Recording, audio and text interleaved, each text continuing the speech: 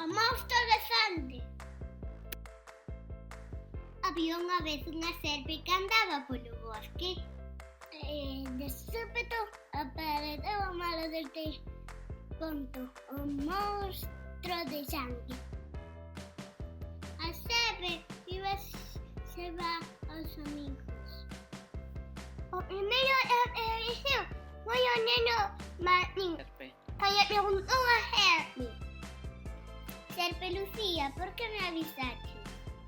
Porque vin o monstro de sangue e asusteime moitísimo. Eu non sei que facer, dixo o neno. Imos avisar a fada. Fada Lisa! Fada Lisa! Que pasa aquí? Por que berrades así? Aí hai un monstro de sangue. Pois eu non sei que facer. Imos chamar o porco. Porco Pink! Porco Pink! Pero que pasa aquí? Hai un monstro de sangue!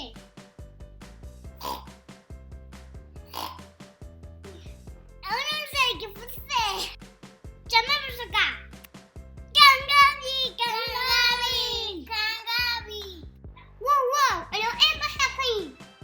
Hai un monstro de sangue! Que fai ese bicho no noso conto? Imoslle preguntar que fai aquí.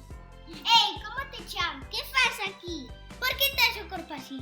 Eu chamome Pepe. Estou paseando polo bosque e teño un corpo máxico.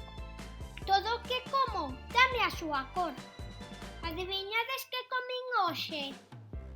Si, cometes espaguetis con carne picada.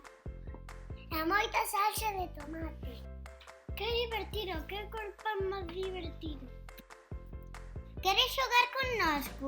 Por suposto, despois invito a você a pasear. Lo rico raro o conto. Está acabado.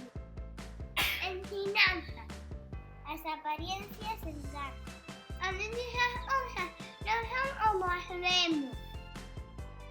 Inventado e ilustrado Polos nenos e nenas da escola de Trasmonte.